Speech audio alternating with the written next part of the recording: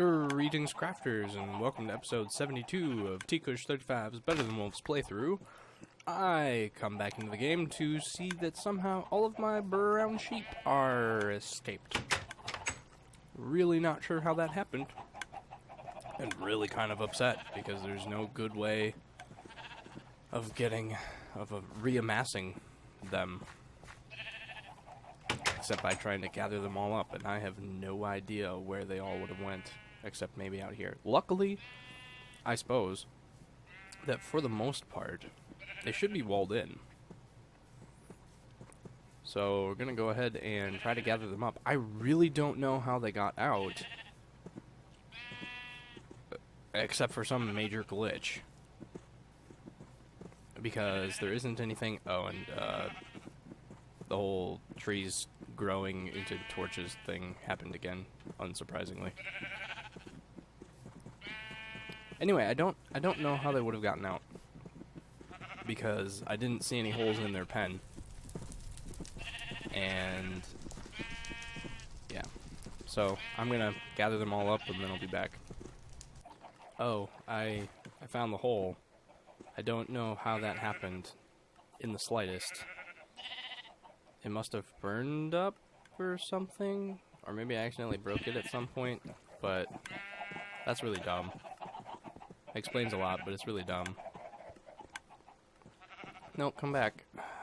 And then of course they got out because of that stairwell that I made myself. So that's fun and exciting.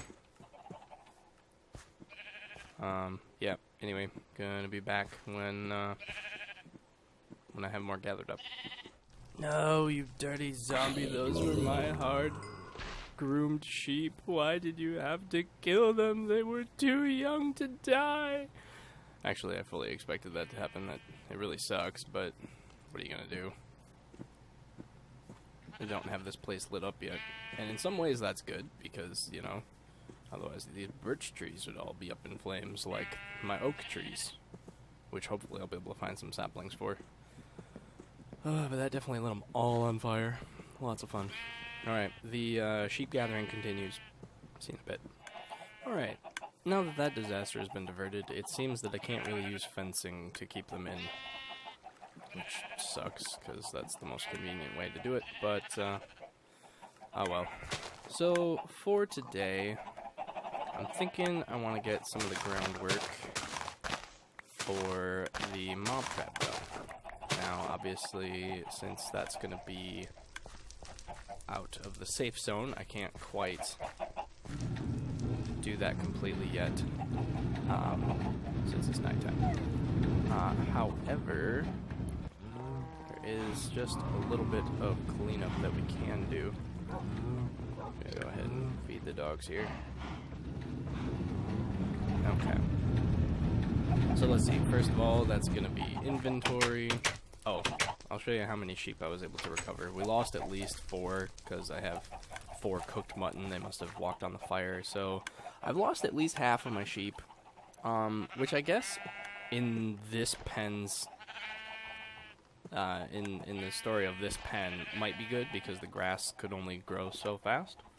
I'm hoping that the grass grows, you know, into that spot right there, and then maybe I get another spot over here. And then I can just have it replenish for them enough to use shears on them and get my brown wool for trading that way. Because I don't really need vast amounts of wool until I want to build with it, which will be in the far, far future. And even then, I've never really built with wool before. Granted, that's mostly because I've never really had it in vast enough quantities, but who's being picky about semantics? So this is grown sideways fine, which is good.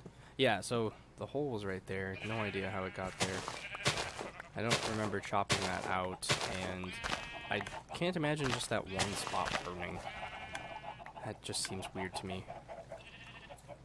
Maybe it fell. I don't know. I honestly don't know. I didn't move that wall either, so I'm just confused. Utterly confused.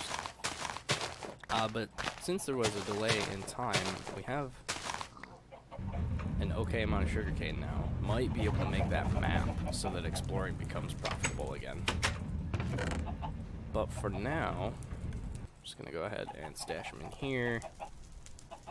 And I'm going to be back once I have my inventory cleaned up. And we're back. That took a little bit longer than expected. So Zayblade pointed out to me that supposedly you can shoot these things and it will move them, and I've never known that. So let's... Oh, hey! Awesome! So that should make it disappear into the ether. That's great. Uses up an arrow, but hey, that's a way to move them. Thanks, Zayblade. Now I don't have to feel like I'm cheating by going into the world and editing them. Very nice. Very nice. So anyway, I'm super low on torches right now. I think I had some nether coal down here. Oh, I was trying to get rid of that stuff, not pick it back up. Oh, I forgot to take those gears out. Okay, so I've got a stack and a half of nether coal, and is that 2 stacks of... Yeah, 2 stacks of nether sludge, which will be great for building in the relative future. Okay, so I do have enough for some of these. Stack of this. Okay, so I have a stack of unlit torches, which is better than I was before. So let's go ahead and light them on a nearby torch. Perfect. And quick, put these away. Right, and let's grab some building materials. So what I want to do is go lay... I want to pick a spot and lay groundwork for mob trap.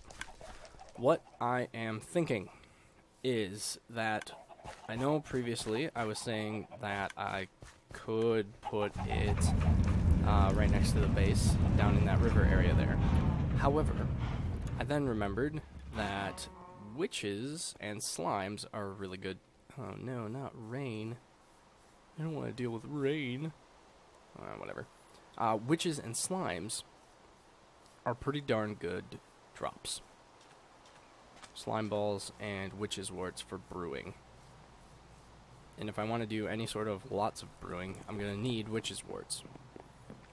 So I'm thinking that I can always move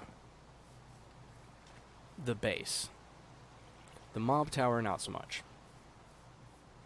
So my thoughts were, instead of putting it here, if I put it right on the outskirts of that swamp, that might be better. So that's what I'm going to do. We're going to head over to the outskirts, and that's where we're going to mark out an area. I'm not quite sure how big of an area I'm going to make it quite yet.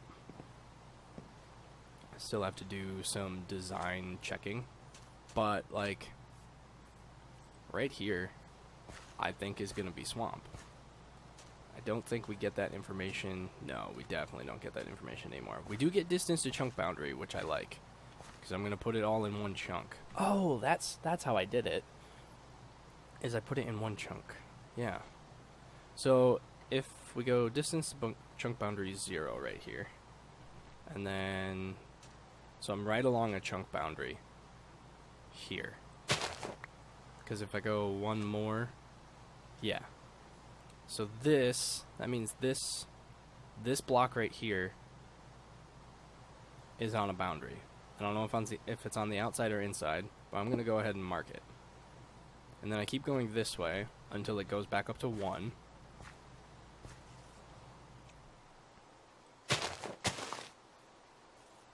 And when it does... Oh, no, it won't ever, will it?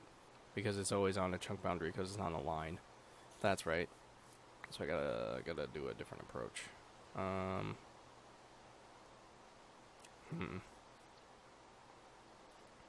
Oh, okay, here we go.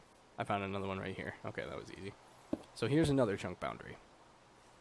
So then we can just do like this, and that should be our intersection. Right? So I should actually just gather up that clay, though. Set aside a torch. Oh, that was silly of me. Here we go. Okay. Torch set up, and yep, all the others go bye-bye. But that's fine, because we're getting clay. So, I was saying... that we make, at the very least, make this within a chunk, right? So we need to find one more. So here we go, 3, 4, 3, 2, 1, 0. And this should be a chunk boundary. And if we count, this should, in theory, be 16 by 16. 1, 2, 3, 4, 5, 6, 7, 8, 9, 10, 11, 12, 13, 14, 15, 16. Perfect. That is exactly what I was hoping for.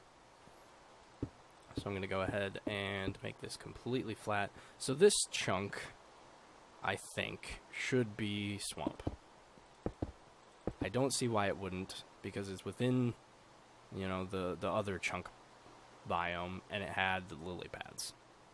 So that should be fine. And I can count this final one. 1, 2, 3, 4, 5, 6, 7, 8, 9, 10, 11, 12, 13, 14, 15, 16. Alright, so we go like this. Make a perimeter.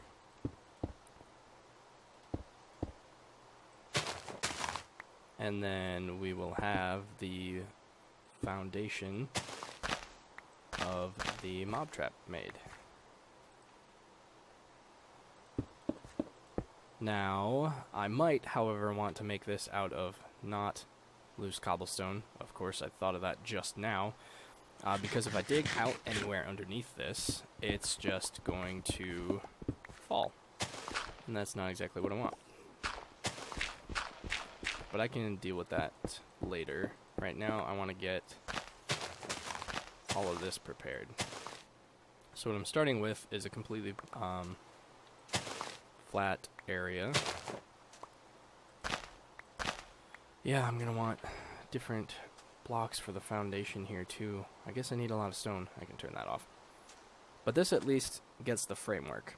So what we have this lovely pit of water, and then what you do what I want now is to have it all flowing towards the middle so that I can funnel the mobs into a kill zone.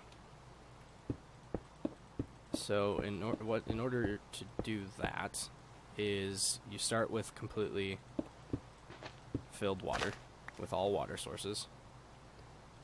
You don't have to start with that. You can have different forms of this, but this prevents the mobs from dying when they fall X amount of distance, and then you also don't have to make a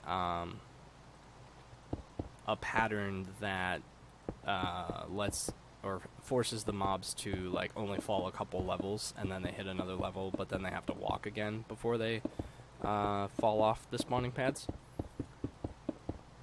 So that's a benefit to this general kind of design. Next thought, it certainly doesn't have to be within one chunk. I think it just... Actually, you know, it really doesn't matter because we don't have chunk loading. So that sort of thinking is irrelevant, but whatever. So now that I have the center filled with not water, I don't break this yet. Or I don't break this barrier here. Now I have screwed this up once or twice in the past. So it's going to take me a second to remember what you need to do. If I recall correctly, I need to put bricks along these corner pieces to prevent the water from just repopulating as all source blocks again. Because the way the water dynamics work, this is going to be a problem. I'm going to be trapped out here. Let's go ahead. Well, whatever, I'll just dig a hole. Don't have to be productive during the night. Because of these four corners, you can make any number of source blocks then. And we don't want that, because we definitely do not want it all to become source water blocks again. And actually, as long as mobs don't come in here, I'm okay with continuing to work. I suppose I could make the wall higher, yeah. That would stop them from coming in, wouldn't it? Whoops. That's fine. See? Water source block all over again. Which is fine. And I'm sure or hope that a lot of you people, a lot of you viewers have played Minecraft enough to know the source block mechanics, but it's actually more important with Better Than Wolves because we can't transport water, you know, by buckets and such. Not in the way you can in vanilla or modded or anything like that. Well, differently modded, I suppose, because I don't think you can move water source blocks in what a person might call realism mods, like Terraformacraft and Better Than Wolves. So, I don't know how I'm just walking over the water here. Must be something about the blocks are close enough together. Whoops. And of course, I'll have to move these torches eventually, because I certainly can't have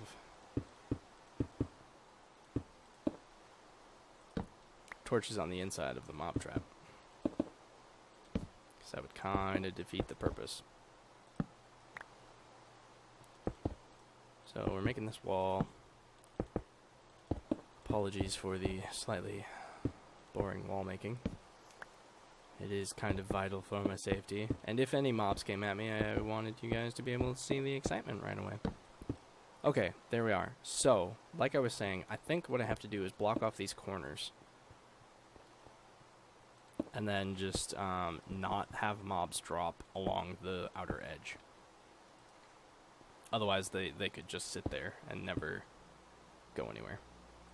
So now, this should work in that it would funnel all of the mobs towards the middle here. So let's go ahead and test that, and I can always block it back off, because I'll need it in order to rebuild this part. So we go ahead and knock out all these blocks. I also think that a chunk is the largest size you can make it naturally, without having secondary water flows for mob funneling. Yeah, because I think that is the max that the water can go. So this actually has them drowning, though. I wonder if I need it to be one block further out. I bet I do. That is somewhat unfortunate, because that means that this structure is a bit off. But that's fine, I can fix that when I have these as solid bricks. Looks like I'm going to be using that nether sludge a bit sooner than anticipated, because I don't really want to have to replace all of the loose cobblestone. Oh, whatever. It's super easy to make, and I can definitely make more easily. So let's just double check the length of flow. So 1, 2, 3, 4, 5, 6. And that is going one block further. Well, here I'll double check that in the middle, since it gets weird with outer blocks. So right in the middle here. I bet it's one block further than I want it. No, it's 2 blocks further. So I don't want the water source here. I want it 2 blocks back? I don't remember that. Because I would actually prefer it for this part to not have water in it. Otherwise, the mobs can swim. So that means I'm going to have it be not here, but have the water source be here. Which should be fine for the most part, because I should have water around most of this, and hopefully no squids see me up here. Yeah, this should be fine, and I can get this outer edge to be... I'm just going to go ahead and hide down here again. I should be able to get this outer edge to have water sources. Oh, wow.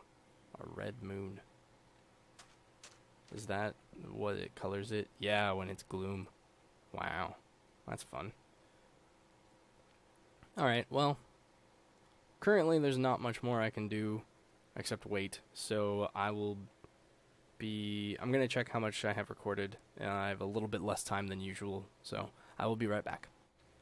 Alright, I don't have quite as much recorded as I would like, but I think what I can do is we can look at what sort of spawning pads I want. I think I have enough bricks for that, and then dip for the day. Sounds about right. Okay, so spider spawning I think I still want because I want string. However, that does mean that a person has a bit more difficulty with building the mob trap. The spawning pads. Sure, that means you have a bit more flex as to the actual design of the pads, but you don't have the flexibility in, well, a 2 high and then like a 3 high or 2 high kill zone should be fine, I think. As long as you're not near the spiders, they should still die. So let's see here. Think. I actually don't have nearly enough netherrack to do this as a demonstration, and I can't really go out and get more materials without endangering myself, as is evidenced by the zombie noises that we can already hear. So perhaps we are just back in waiting mode and I need to get more blocks. What's that? Oh, part of it caught on fire. Okay.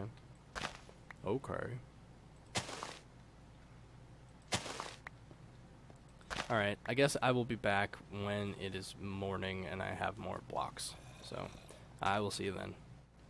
Actually, I miscalculated on travel time. I really do need to get going, so unfortunately this is going to be a little bit of a cliffhanger, but we will come back in the next episode to continue the foundations for the mob trap, and probably once this initial area is done and the floors here, we'll then continue on into building the kill zone, I think, or at least sort of mapping it out. Because we'll need that before we have spots that we want mobs to spawn. So, I will see you all next time. Thanks for tuning in.